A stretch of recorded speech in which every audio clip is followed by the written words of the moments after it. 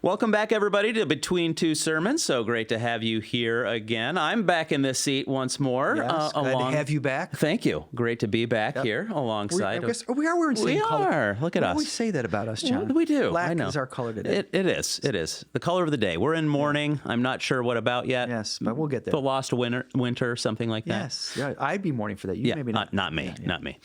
But, Rob, let's jump into it again. Yes. Genesis, we're back there. Genesis 2, the idealized space of humanity. That's oh, right. my goodness. What a great place that was. Right. And We're crawling our way back. that's right. Right. I love one of the centerpieces of your sermon. And if I kind of had to boil it down, I think that one line really stood out to me that you really riffed on for quite a while, which is, it's not good for man to be alone. Yeah, right. I think that's the context of the whole I sermon think that is you're given. a heart of it, identity. Part of what we're talking about is we're to experience our identity, to fully experience our identity in community. Mm-hmm. This is the famous passage, of course, where man meets woman, the creation of, or the bringing together in creation of man and woman, and even the covenant of marriage is here as well. But yes, I think that's such a key line. And it's so interesting. Not only is that line there, it was not good for man to be alone. That line is actually said, if I'm remembering, in Genesis 2. Adam may or may not have felt alone. We don't get his feelings. Mm-hmm. Probably, maybe he did. We don't know because there wasn't anyone else. He was the first human being. But the Lord makes this pronouncement, and it's interesting on a number of levels. Number one is it says it's not good. And you think, well, wow. Yeah. There's something not good in paradise. Yes. Because if we read the passage carefully, or if you read the passage carefully in Genesis 1, and that leads into this second chapter, there's all these acts of creation, and it was good, and it was good, and it was good, and you're getting this idea that not only is good a big part of creation, but what God does is good. Yeah. Excuse me. And now God, not only is there something that feels right, feels not right to us, I suppose if you're reading slowly, but God flat out says it in case we missed it. This is not good. Yeah. Man being alone is not good. And you might even say, for the purposes of this series, to be made in the image of God requires maybe that man doesn't necessarily mean he has to be married. That's another part of the story too, but that he has to be in a community. Right. And that's a sobering and it's an encouraging thing, but it's an interesting thing to think about for so many reasons. Mm-hmm. Even as we think about it, and we'll talk about it here, but we think about the loneliness epidemic in our culture. Yes. So if this series is trying to not only encourage Christians on what we're supposed to do, what does it mean to be made in God's image, how might this, as the broader way of understanding the gospel, right? That we're looking back at the way God created humanity and how even in Christ He's restoring that. Maybe the fact that our culture has been moving for various reasons in a place where there's such great loneliness, technology, et cetera, makes that line all the more interesting. Yeah, you get the feeling from the passage. I love the way Adam is going through naming all the animals. You get a sense behind the scenes he's kind of he's going, okay, well, here's this one goes with this one. No, I'm going to call it, rabbit. And this one goes with this one. That's a rhinoceros. Right. This one goes with this one. That's a platypus. That's a weird looking thing. And then, but at the end, he's sitting there and looking around, going like, "What about me? Right? Where's my equivalent?" Right. And it's like God almost like creates that hunger in him. I do. I think that's so true. It's so interesting. You're right. There's no question from a narrative standpoint, but we assume from a reality standpoint that God is doing that. He's almost leading Adam down the road of feeling the emptiness, feeling the incompleteness, feeling the relational miss, the absence, before it's named and it's stated and before we see it come together. Isn't that so interesting? It That is. seems to be the case. It is. And it almost gets me thinking, like, what about today a little Yeah, bit? You know, the needs that many of us have as we look around and we go, where is the person that I want in my life? Yes. Where is my community? Yes. You know, I can't help but think there's a lot of people Yes. out there that are feeling that, maybe even watching us right Yeah, now. You know, yeah. like where are those people for me?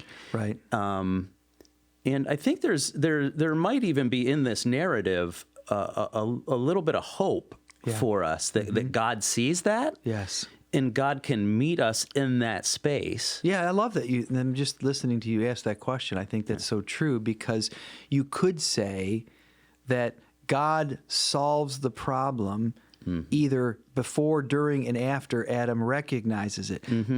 Clearly, in this case, you know, the Lord's the one that looks down and he states it's not good for man to be alone, and he I'm sure facilitates Adam's, job in naming the animals, which may, as you were saying, stoking that sort of feeling and curiosity, and then he's the one, and the Lord brought to him, right? So I love that. That's a very encouraging thing to say that God is in our lives. God knows what he's doing. He made us in his image, to the point of this series. And what this, mainly the point of this talk is, this sermon is, that being in, however you, it doesn't necessarily be marriage, because, you know, I'm not married.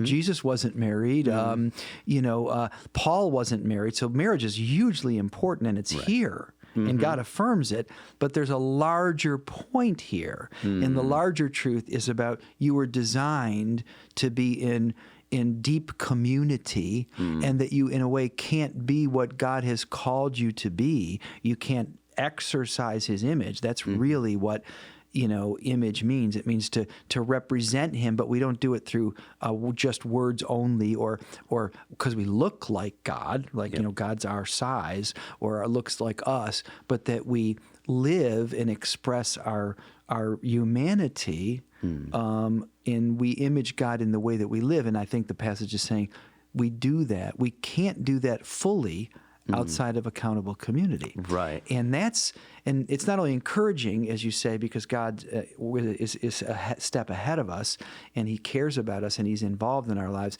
but it also says it's a challenge to us to say, maybe some of the reasons some of us are feeling underwhelmed, even whether it's in our lives or in our faith, is because we don't see this isn't just a good thing to do, or something one can do, that is being deep accountability, a place of vulnerability and commitment with another person, married or not married, but it's really part and parcel of what it means to be made in his image. It's the heart of where God is leading us, and single or married, you can do it. Yeah. And I think you land on that, which is you highlight the passage that the part of the passage that says, the man and woman were together before God and they felt no shame, Right. There is a sense of vulnerability, Yes.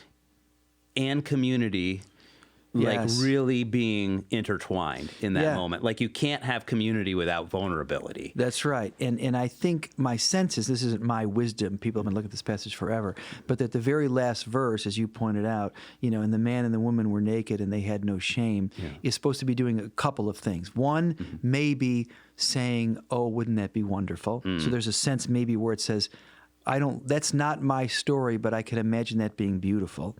But also, you assume, the writer, under the inspiration of, God's providence, and that he's also leading us somewhere.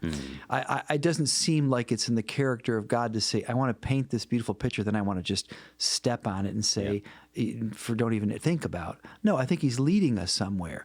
And he's saying, although you and I don't live, it's not native, we don't come out of the womb, or we don't walk out the front door in this, of saying that we can just be completely vulnerable with, whether it's our spouse or our boss or our buddies and our friends. It's not native for us or natural for us to be completely seen and vulnerable, to be without shame, because we all know Yep. because of sin. We're not there yet in the story, but that there's something wrong with us. And when I think there's something wrong with me, I'm going to be less likely to want to be vulnerable. But I think it hints at, which is really where the whole Bible is going. Most people think of identity in Christ. We're not there yet in this sermon series, but God has solved this problem for us. He has shown us a way as followers of Jesus. No, we can't live perfect lives. We're not going to live as shame-free, perhaps, as Adam and Eve were in that moment. Yeah. But we can, with God's help, live a much more freer life, a much more vulnerable life, as God satisfies my deepest needs, as he frees me from the feeling of shame because of Christ's love, because of the freedom of the gospel, because of the forgiveness of sin, because he loves me. I think Tim Keller said this, he knows you. He knows you more better than anyone, but he still loves you. Yeah. So once that becomes more my reality, the more I'm free to be able to live that way. I just think that's a great place to anchor ourselves and to even just use as a point of reflection for people. Yeah. Like if you're watching and you're thinking, man, I kind of feel like there might be something more for the relationships in my life. And I know that's a lot of us. Where might it be that God's calling you to be more vulnerable? Yeah.